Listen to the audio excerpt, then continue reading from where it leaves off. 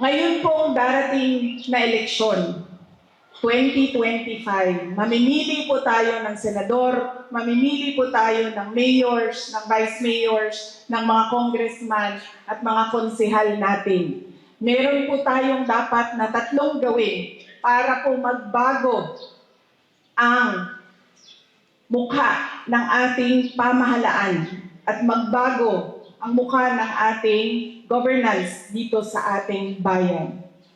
Una po ay yung paniningil natin bilang botante sa pangako ng mga politiko. Bawal po sa politiko ngayon ang mangako ng kung ano ang gagawin niya sa susunod na taon. Pag ako nanalo, ganito ang gagawin ko. Pag ako nanalo, bibigyan ko kayo ng ganito. Huwag po tayong maniwala kaagad.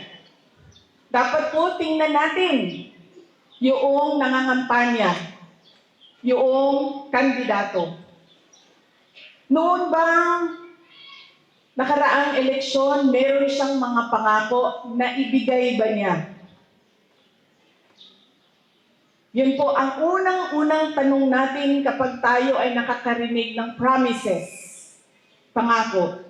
Naibigay ba ng kandidato yung pangako niya noon? Kasi ibig sabihin, meron siyang kredibilidad na mangako pa para sa susunod. Pero kapag hindi niya naibigay yung kanyang pangako nung nakaraang eleksyon, ay dapat po pag-isipan ninyo ng mabuti kung ibibigay niyo ba yung boto ninyo sa kanya. Yan po ang una. Pangalawa, nagiging legal na po ang vote buying sa ating bayan. Tinatago po nila sa pangalang ayuda. Tinatago nila sa pangalang AKAP-AX tupad ang kanilang pagbibili ng boto ng mga mamamayan. Magiging mas matindi pa ang ayuda na darating sa January, sa February, sa March, sa April, hanggang sa araw ng eleksyon. Dahil legal ang mamigay ng ayuda sa panahon ng election period. Dahil ipapa-exempt yan ng mga politiko. Sasabihin nila, ay naku, hindi pwedeng bawal ang pamimigay ng ayuda kasi kailangan yan ng mga tao. Ibibigay nila yan sa kanilang mga botante. Pero pag-isipan natin, tayong mga botante, bakit ko ba utang ito sa mga politiko? Pera ito ng bayan, hindi ito pera ng politiko. Kung binigay mo ito sa akin, ibig sabihin, karapat-dapat akong makatanggap at hindi ko ito utang sa iyo na politiko ka o kandidato ka. Ibig sabihin, ito ay serbisyo ng gobyerno na dumaan lang sa iyo. At hindi ito utang na loob ko sa iyo na nagbigay ng ayuda.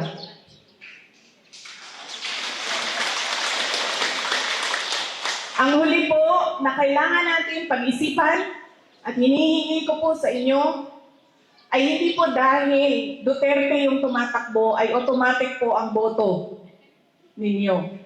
Hindi po dahil galing yan sa pamilya ng mga politiko ay automatic ang boto ninyo. Hindi po dahil galing yan sa anak ni ganitong politiko, kapatid ni ganitong politiko, apo ng ganitong politiko, ay ibigay nyo na kaagad ang boto ninyo. Kailangan po, suriin ninyo ng mabuti.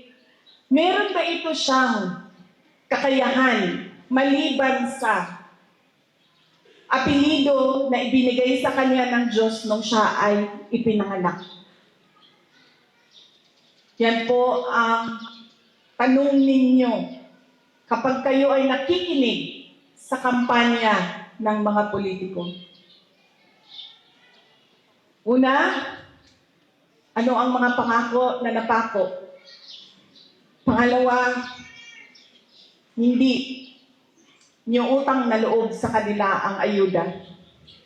Pangatlo, hindi dahil anak yan ng politiko, ay automatic ang boto ninyo. Yan po ang kailangan natin gawin para mabago natin ang mukha ng gobyerno at ng pamahalaan.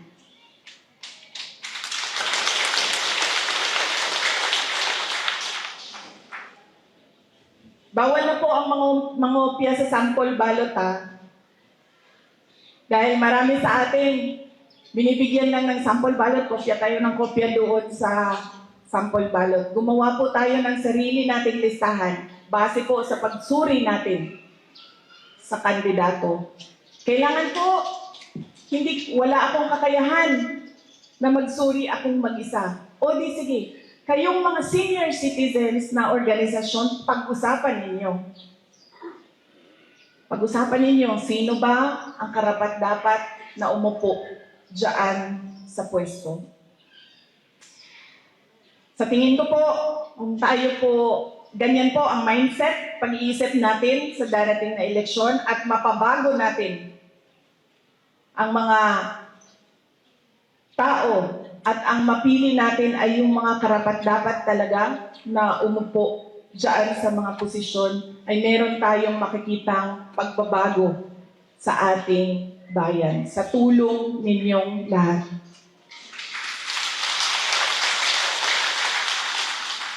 Ang huli ko pong mensahe ay mensahe sa Kapaskuhan. Marami po sa ating mga Katoliko na mga kapatid ay naghahanda na po sa panahon ng Pasko. Ang Pasko po ay panahon ng pagpapatawad, pagmamahalan, at pagbibigay. Forgiving, giving, and loving.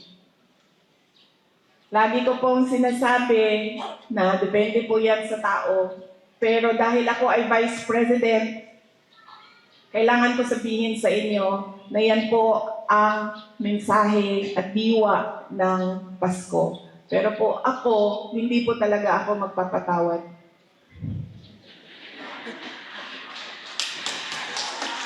Pero kailangan ko sabihin sa inyo na ang Pasko ay panahon ng pagpapatawad. Nasa sa inyo na yan.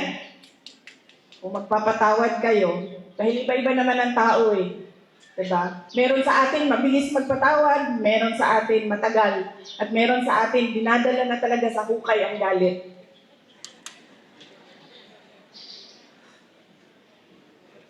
Pagbibigay at pagmamahal. Hindi po kailangan na magara o expensive o lavish ang ating celebration ng Pasko. Dahil po, ang mahalaga po sa Pasko ay hindi po yung kamahal-mahal na lechon. 15,000, 18,000 na lechon, bandehadong daming pansit. Bumabaha ang kanin.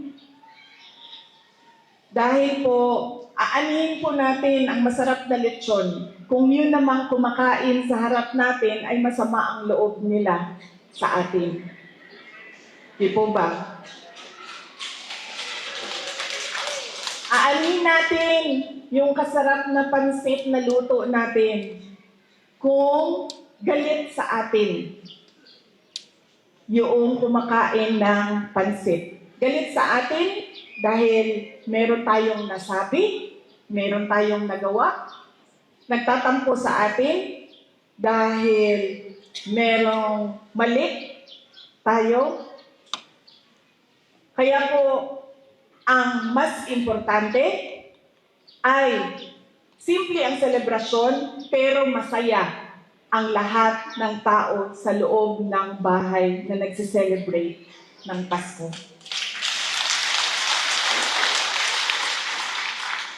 Huwag na po yung mga cake, lechon, pansit, bumabahang kanin. Ang importante po, masaya sila. Dahil hindi po tama ang Pasko, kumakain sila, pero nandoon yung sakit sa loob ng dibdib nila.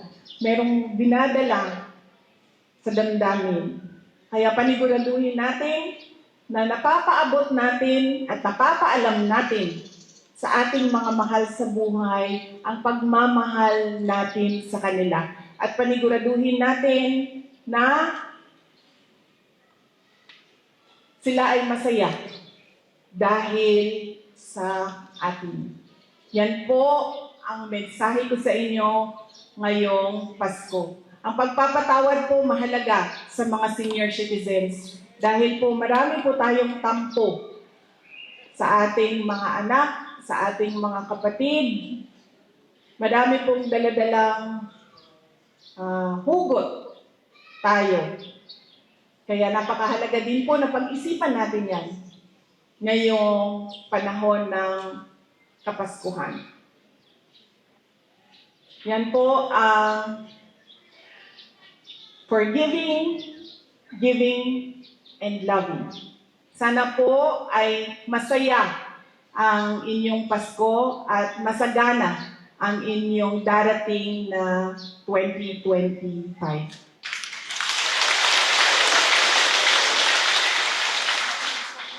Mga kababayan, ang lahat po ng ginagawa natin ay para sa Diyos, sa bayan, at sa bawat pamilyang Pilipino.